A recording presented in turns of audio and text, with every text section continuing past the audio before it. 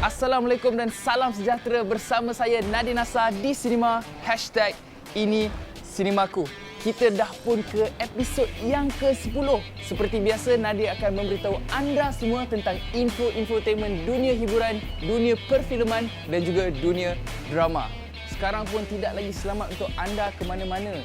Duduk rumah, layan YouTube, layan TV, jangan pergi mana-mana. Stay safe everyone. #kita jaga kita.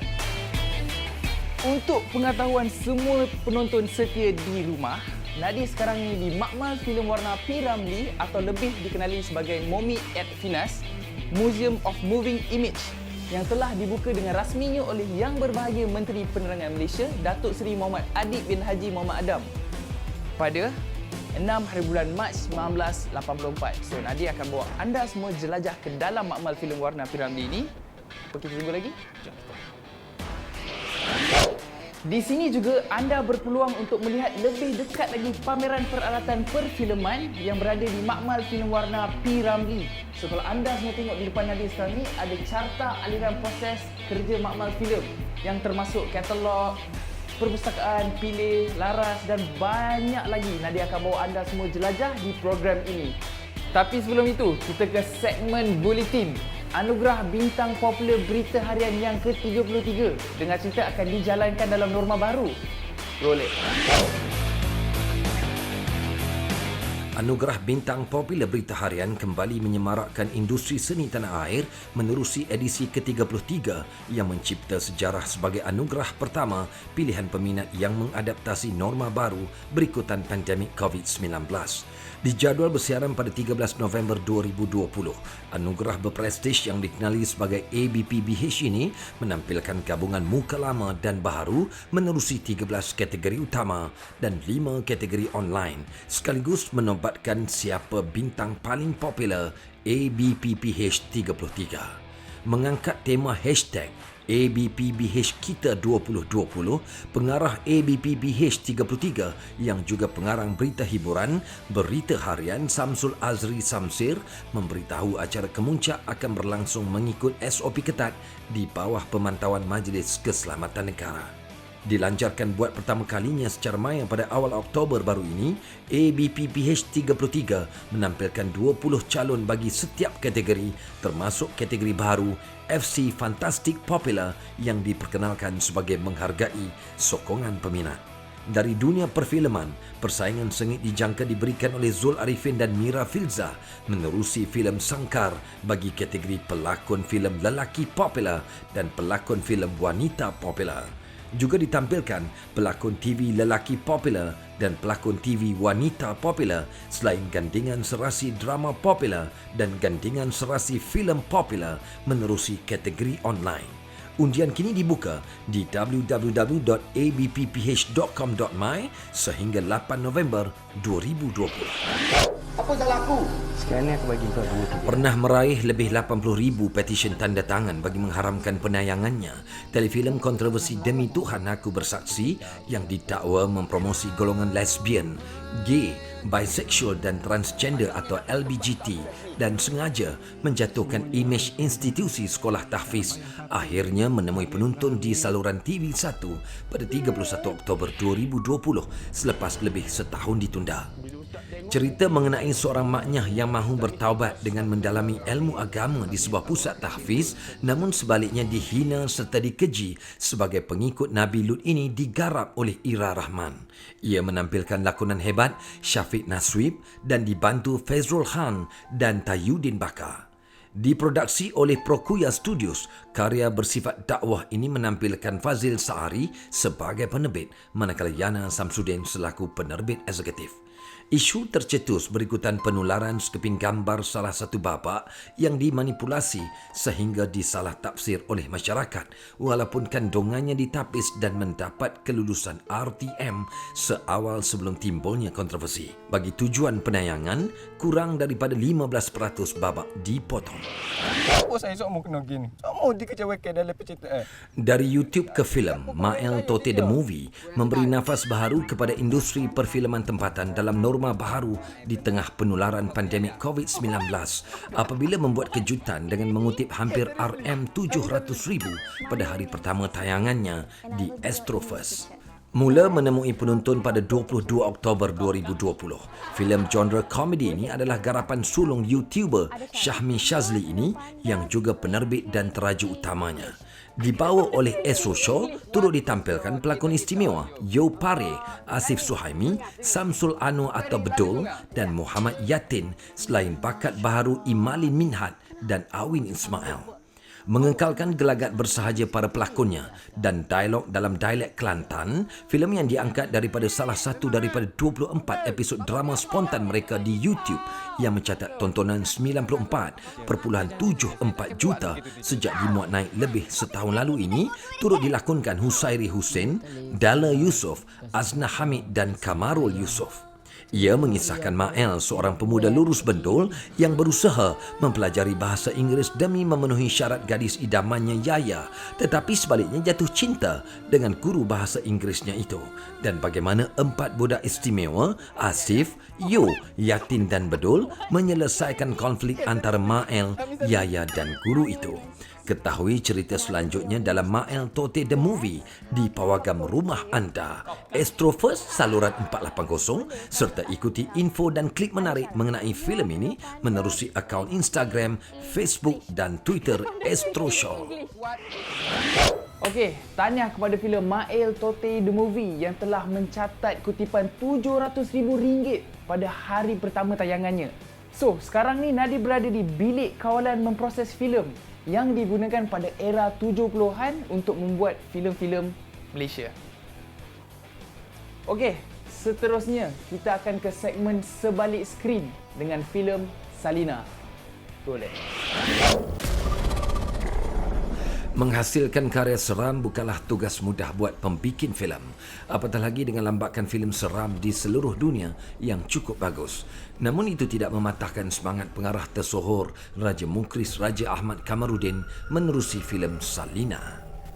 Pada asalnya filem Salina berjudul Rumah Cikgu Salina, namun ditukar di saat akhir. Kenapa agaknya? Satu tajuk filem ni adalah Rumah Cikgu Salina. Pada asalnya saya buat filem horror. Jadi saya ada masalah sikit tentang genre-genre filem yang berteraskan horror ni sebab saya tak pernah takut. Saya lebih suka kalau ia berbentuk thriller dan horror sebagai lapisan-lapisan yang di bawahnya lah. Kita tukarlah tajuk dia kepada Salina. Filem Salina dibintangi pelakon-pelakon hebat, antaranya Pekin Ibrahim, Mona Ellen, Dewi Amanda, Alicia Amin, Angelin Tan, Aliza Kasim dan ramai lagi. Rizal ni dia teman sekerja dengan Salina, seorang yang senang berbincang, seorang yang rapat juga dengan watak Salina tu. Cuma Rizal sahaja yang mengetahui backstory watak Salina tu sebenarnya daripada kecil. Yang mana memegang watak sebagai Salina, dia adalah seorang guru autism dekat salah sebuah sekolah swasta dekat KL. Jadi dia sangat naif, dia tak punyai ramai kawan dan dia di dalam dunia dia sendirilah. Saya berlakon sebagai Marina dalam cerita Salina, dan Marina seorang ibu, single mother yang memang sayang sangat dengan 3 orang anak dia, Amy, Emma dan Eddie. Dia seorang yang independen, dia juga tak percaya pada benda-benda yang mistik mengarut pada dia lah.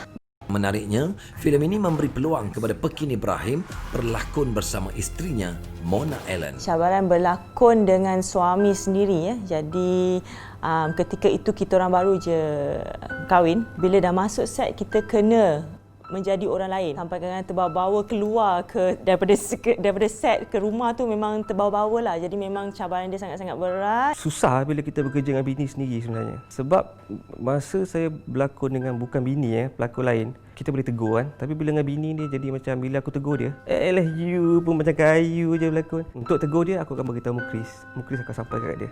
Jadi kita masuk set semua diam.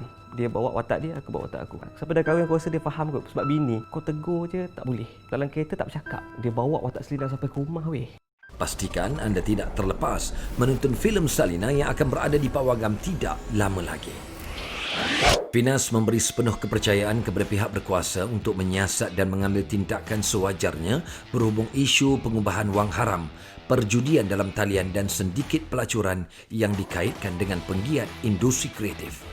Kenyataan media oleh pengerusi Finas yang berusaha, Tuan Zakaria Abdul Hamid turut mengingatkan netizen agar tidak bertindak secara serkap jarang dalam membuat kenyataan, terutama yang boleh menjatuhkan kredibiliti penggiat industri kreatif. Sebarang aduan serta pandangan boleh disalurkan ke Unit Komunikasi Korporat Finas di talian 03-7968-2182 atau email di info@finas.my. Satu sesi lawatan oleh pengerusi Finas yang berusaha Tuan Zakaria Abdul Hamid telah diadakan di lokasi pengambaran syarikat produksi Global Station Sendirian Berhad di Tasik Puteri Gold and Country Club di Rawang, Selangor baru-baru ini.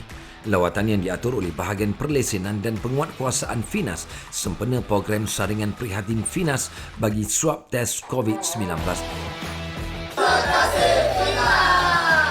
Itu saya rasa macam saya sebenarnya bukan tak hargai, tapi saya rasa rendah diri sangat. No? Saya rasa macam saya ni sebenarnya tak layak.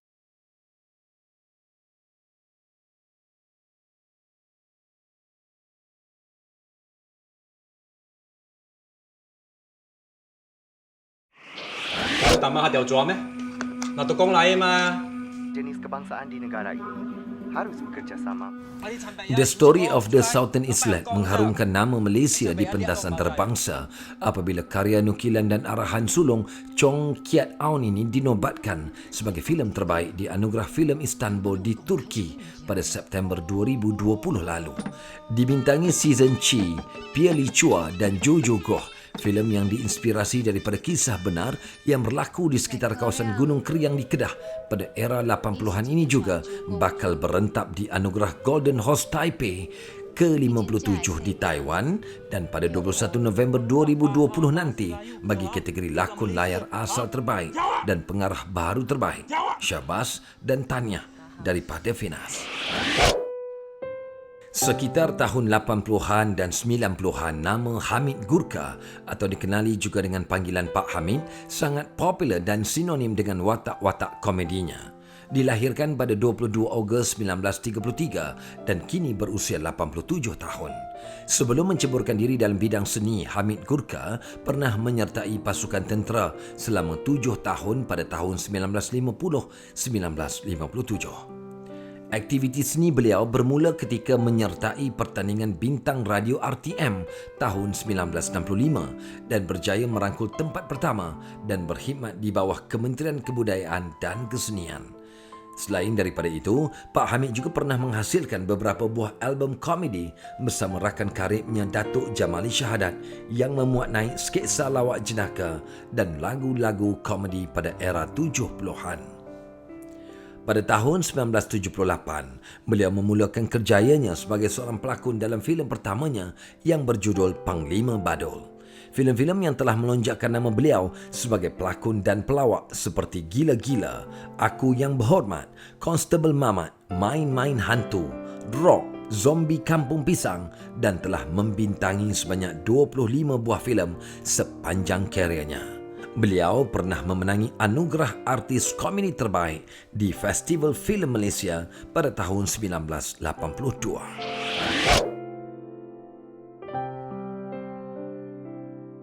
Mat Sentul dilahirkan pada 26 Julai 1933 adalah seorang pelakon di Cathay Chris Film Production Singapura sekitar tahun 1950-an hingga 1970-an.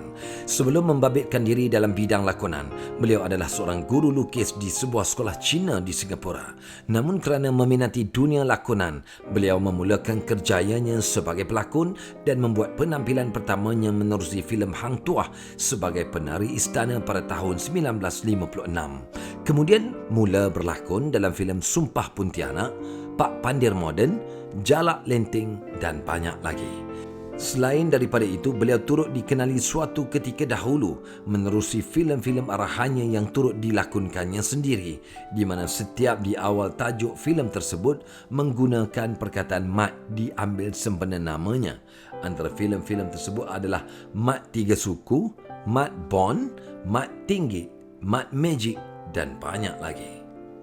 Selain berlakon dan mengarah, beliau juga berbakat dalam bidang animasi, penulisan skrip drama dan filem, jurusoleh artis dan penggunaan kesan khas di mana beliau mencipta pelbagai teknik penggambaran dalam filem arahannya.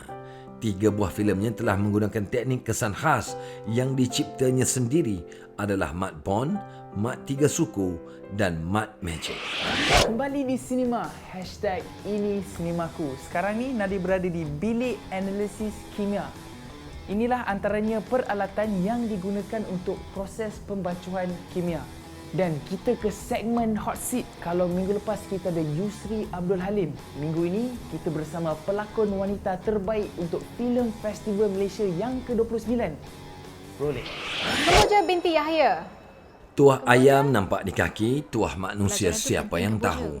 Itulah nasib yang menyebelahi Sangeeta Krishnasamy, pemenang pelakon wanita terbaik di Festival Filem Terbaik ke-29 menerusi filem Adiwiraku. Time tu saya rasa macam saya sebenarnya bukan tak hargai, tapi saya rasa rendah diri sangat. No? Saya rasa macam saya ni sebenarnya tak layak. Lepas menang award tu, bila saya jumpa orang, orang call I semua, dia kata, wah, sekarang kita orang macam nak bekerja kuat lagi. Time tu lah saya rasa macam saya kena hargai anugerah-anugerah macam ni sebenarnya sebab dia punya impact tu memang kuat.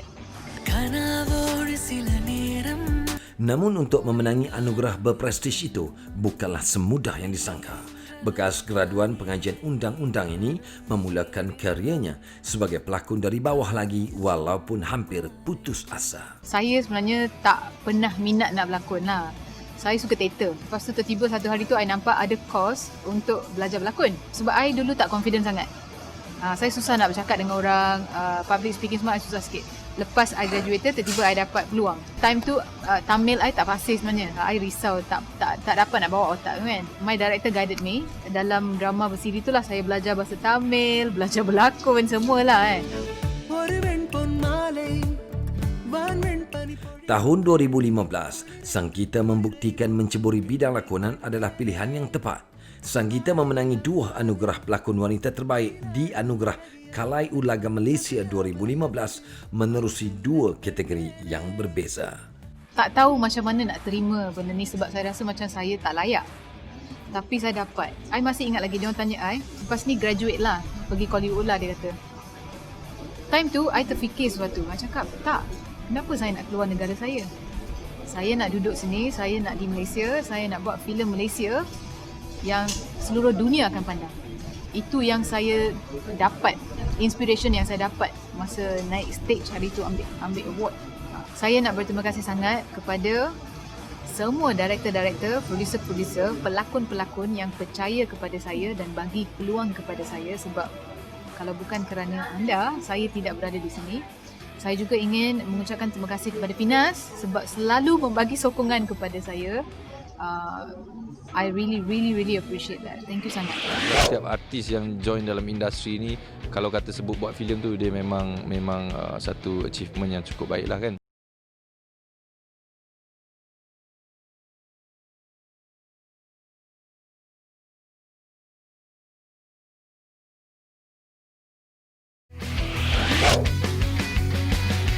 Nama sebenarnya Norma Jean Mortensen atau lebih dikenali dengan nama Marilyn Monroe merupakan bintang terkenal Hollywood dan menjadi kegilaan ramai sekitar tahun 1950-an hingga 1960-an.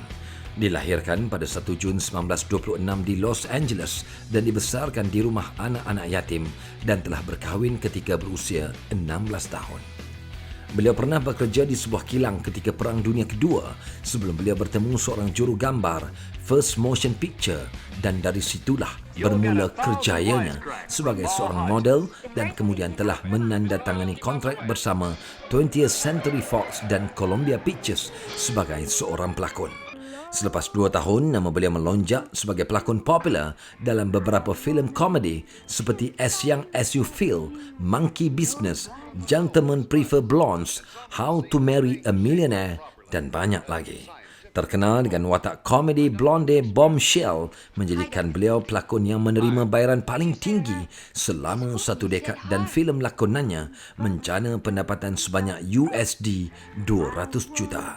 Beliau pernah memenangi anugerah pelakon wanita terbaik di anugerah Golden Globe menerusi filem Some Like It Hot pada tahun 1959. Kerjaya beliau yang sedang memuncak berakhir apabila beliau meninggal dunia pada 4 Ogos 1962 ketika berusia 36 tahun. Namun, namanya tetap popular dan diingati sehingga sekarang.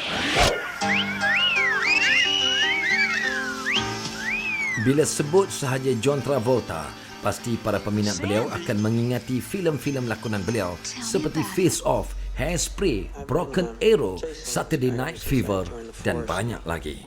Filem Saturday Night Fever telah tersenarai sebagai filem pecah panggung pada tahun 1977. Menerusi filem tersebut, beliau telah tercalon untuk kategori pelakon terbaik di Anugerah Academy dan menjadikannya salah seorang pelakon termuda yang tercalon ketika usianya 24 tahun. Pelakon dan penyanyi terkenal yang lahir pada 18 Februari 1954 ini merupakan anak bongsu daripada 6 adik-beradik. Beliau telah memulakan kerjayanya pada tahun 1975 menerusi siri televisyen Welcome Back Kotta. Telah memenangi sebanyak 64 buah filem sepanjang kerjayanya. Beliau juga telah memenangi beberapa anugerah seperti anugerah pelakon lelaki terbaik di anugerah Golden Globe tahun 1996 menerusi filem Get Shorty.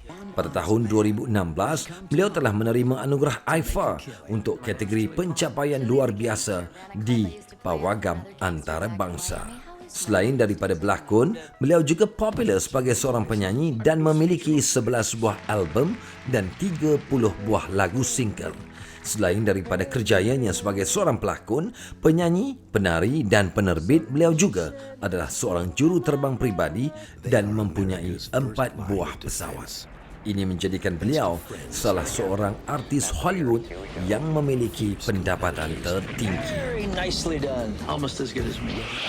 Terima kasih kerana tetap setia bersama Nadir di Sinema #IniSinemaku. Itu dia, serba sedikit tentang fakta bintang Hollywood John Travolta dan juga Marilyn Monroe. Sekarang ni dah habis bintang Hollywood, kita nak ke bintang tanah air pula.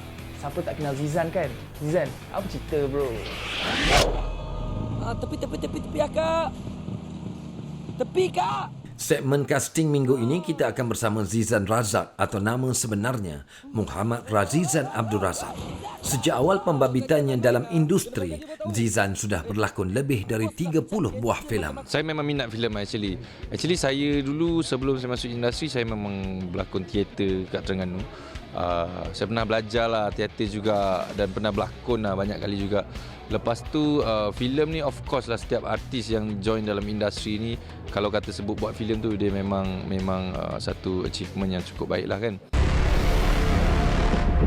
Pada zaman dahulu, aku cuba nak keluar daripada geng Syah. Katanya kalau aku nak keluar daripada kumpulan dia, Zizan juga telah menerima pelbagai anugerah dalam kerjayanya dan pastinya pelbagai juga cabaran yang telah ditempuhi. Apa agaknya cabaran dalam lakonan? Saya kesan diri saya susah nak menangis. So once kalau ada filem yang nak menangis saya macam alah dah risau dah. Satu malam tak boleh tidur semua benda. Saya kena fikirlah benda-benda yang perlu saya fikir. masa ni semua orang mati ni, aku buat benda aku tengok je kan. Aku tengok je kan. Aku tak guna langsung kan. Menangis susah. Sebab tu saya salut pelakon-pelakon yang boleh menangis. Baru kena tumbuh sikit dah kau kicap. Gangster apa benda tu? Kau jangan ukit pasal ni. Lama. Saya nak watak filem romantik komedi. Tapi untuk filem romantik komedi dekat Malaysia ni, buat masa ni, jarang yang berjaya lagi. Tapi saya nak sangat. Sebab saya rasa dan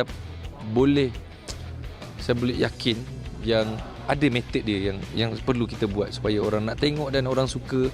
Orang akan rasa sweet dan orang rasa kelakar dan orang rasa sedih semua benda. So, saya rasa saya tak pernah buat benda tu dan saya nak buat. Itu dia Zizan Razak di dalam segmen casting. Siapa tak kenal Zizan Razak kan? Zizan Razak ni lebih dikenali sebagai pelawak. So kalau nak bawa watak sedih atau beremosional memang susah sikit lah kan bro. Okey, nak tahu ni apa? Ini adalah can filem yang akan diletakkan di sini. Kita tutup. dan akan diambil oleh staf yang berada di dalam dark room untuk proses seterusnya. Wow, total gelap. Inilah dia dark room. Kenapa dia gelap? Sebab gelung filem memang sensitif dengan cahaya. Bilik ini kali terakhir digunakan untuk proses filem So Fast the Movie yang ditayangkan pada tahun 2012. Kita dah pun di penghujung rancangan. Untuk info lebih lanjut, anda semua boleh layari www.finas.gov.my dan ikuti perkembangan Finas di Instagram dan juga Facebook. Dan untuk makluman anda semua, Nadi tak habis jelajah lagi makmal filem Warna P. Ramlee ni. Nak tahu kesemuanya, kenalah tengok episod ke-11. Kita jumpa minggu depan. Bye-bye.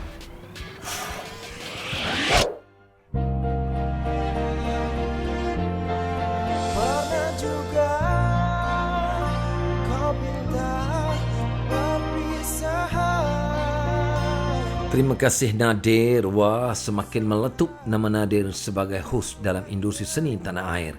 Baiklah, sebelum kita berpisah, kami tinggalkan anda lagu dari OST Grimis Mengundang, sebuah filem arahan yang berusaha Dr. Ahmad Idham Ahmad Nazri, lakonan Kamal Adli dan Olivia Jensen. Jumpa lagi minggu depan. #ini Sini Dia.